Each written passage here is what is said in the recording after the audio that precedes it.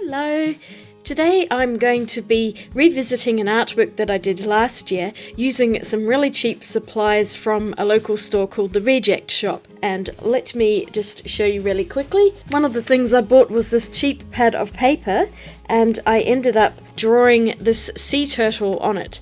Now, originally I'd used some very cheap felt pens and they were absolutely hideous. They just ripped up this paper like nobody's business. So in the end I had to finish it with some more expensive pens, and they were the Faber-Castell Albrecht Dürer watercolour markers, and they were really great on here, but the whole picture was a bit of a washout and I wasn't super happy with it. I couldn't even really finish the background because this paper will not hold up to water. So today I'm going to do this again, but this time I'm going to use much better art supplies and hopefully I will come out with a more satisfying picture. Now, I'm not the only one who's going to be doing this picture today. I'm collaborating with another YouTube artist. She is Alexis Cassandra Art, and I have linked her channel down below. She has also done this picture of the turtle in the past, and she approached me about it asking if I wanted to revisit it along with her. So she's going to redo her artwork as well. Now, I'm not sure what mediums she's going to be using. I'm guessing it's possibly pencils. I know that she is a really amazing pencil artist and that's what she tends to specialize in, so do check her out if you want to get more into graphite, charcoal and colored pencils especially. She has quite a lot of tutorial videos that are geared towards beginners, and she explains the process on how to do shading and things like that a lot more in depth than I ever could. I'm not very good at doing tutorials. To be honest, I've never really tried. I just like to make art and talk about what I'm doing at the same time. So she's got some really cool stuff and you should just check out some of her artwork. It is so awesome. So I'm really curious to see what her artwork's going to turn out like. But because I used pens and things last time and I got a little bit frustrated with the drawing side, I'm actually going to use paints this time. So let me move this out and I will show you my supplies for today. If you watched my previous video, I just sorted all of my Schmincke Horadam watercolour paints into various palettes, and I'm going to use this really big one today, which has got the majority of them in here. And I am not sure yet if I'm going to use these, but these are the super granulation colours, all 5 sets, and I have them in this lovely palette here. So I'm not entirely sure which ones I'm going to use yet. I haven't fully planned out the colour scheme. Usually what I do is I just pick colours as I go and work it out while I'm painting rather than planning it fully ahead, because I find I like to be a little bit more loose and spontaneous with my paintings. I'm going to use some of my good brushes. So I've got in this one Princeton Neptunes and Princeton Aqua Elites, plus a couple of other brushes, and in this one my Silver Brush Black Velvet collection. These are really beautiful as well. So once again I will pick brushes as I go depending on what I feel like. So I'll be using my good brushes only, no cheap brushes today. And for paper, I've cut this piece of watercolour paper. It's A3 size, just slightly larger I think, and it is my favourite of all watercolour papers, Canson Moulin, and it is 300 GSM, 100% cotton and cold press. So I really love this paper, it's so lovely to work on. So here's a printout of the original image. This is an image that is free to use and it's on Pixabay. Now the other reason we are doing this picture is because both Alexis and I keep seeing this photo being used in all sorts of places. For example, there are at least 2 other tutorials that I've seen on Facebook advertised for this exact picture, and I just think it's hilarious. It just keeps popping up, and I've seen quite a lot of other artists painting this picture and I know exactly where it comes from. So I've linked the picture down below so you can check it out as well, and you might want to paint it or draw it for yourself. I'm going to cheat a little bit today and I'm just going to put my paper over the top of it and get my A3 light pad and just trace the outline of it, mainly because I really want to paint and I don't want to have to spend hours trying to draw it, so that's what I'm doing today. Work smart, not hard. That's my motto. It just makes it so much faster tracing around the general outline of the turtle, and then you don't have to worry about the proportions and the placements. I mean, sometimes I will draw something from scratch. It's not that I can't do it, it's just that it takes so much time, and I was dying to paint it, so this is much faster, and it would have taken forever to draw all the spots on the fins. Here we go, all drawn out. You can see that very faint outline. And now to get painting. This is always the most terrifying part of any painting, is starting it. I'm just looking at this huge blank white piece of paper just going, I don't know where to begin. It's always so scary. But as usual, I'm just going to have to jump in with both feet and start painting it. So let's get into it.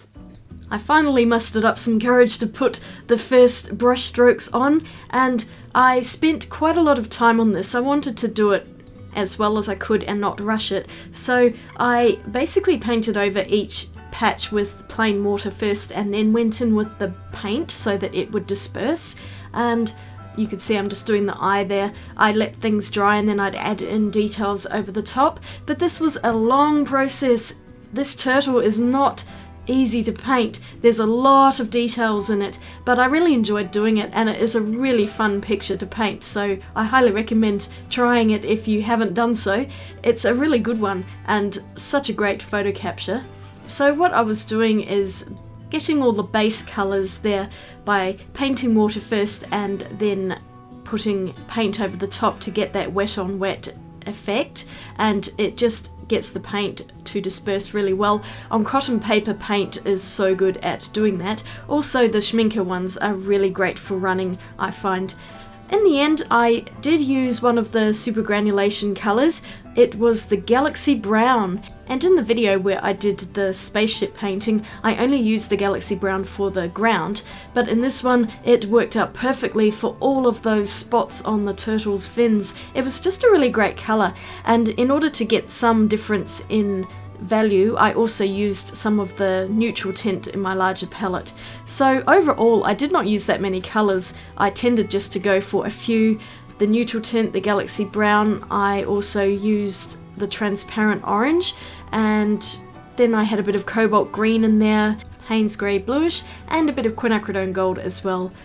So it was a limited colour palette, but they all went really well together, and I just am loving these Schmincke paints more and more. Every single time I use them, I'm just reminded at how amazing quality they are. So they're very expensive, but they are worth the money, I think, because I only used a tiny amount. I mean, these paints just last forever. And on the top here, you can see this is where I'm going into that transparent orange. And I also ended up using some of the burnt sienna as well for the darker areas.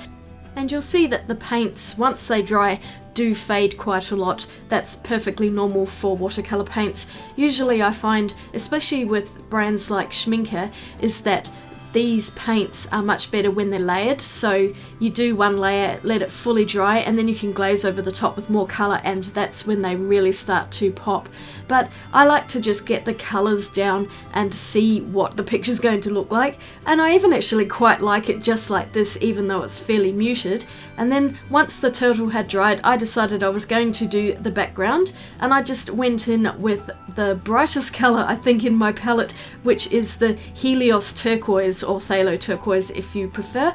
And I also dropped on top of it a bit of the cobalt green turquoise, just to get a bit of interest into the background, and it's not then all one colour. Now the trick here is to not let the edges of it dry, so I was slowly working around wetting the paper as I went, because it's very dry where I am. I had the heater running and the paper was drying out really quickly, but I didn't do too much on the background.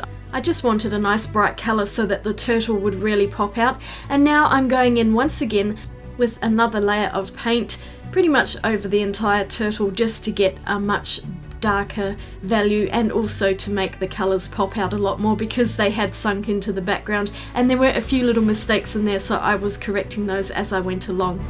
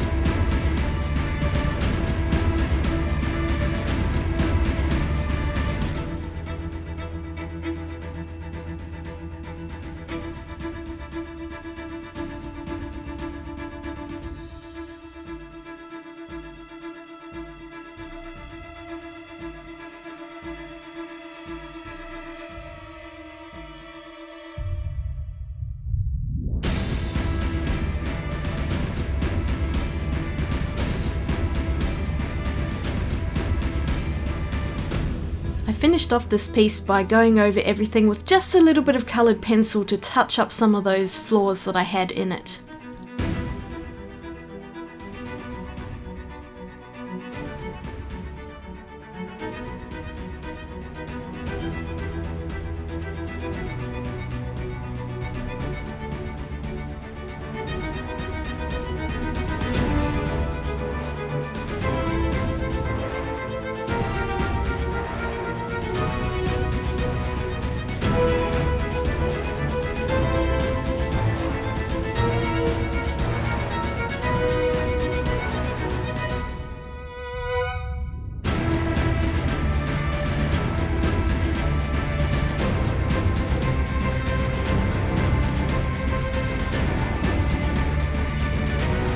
Okay, I'm calling it done before I wreck it completely.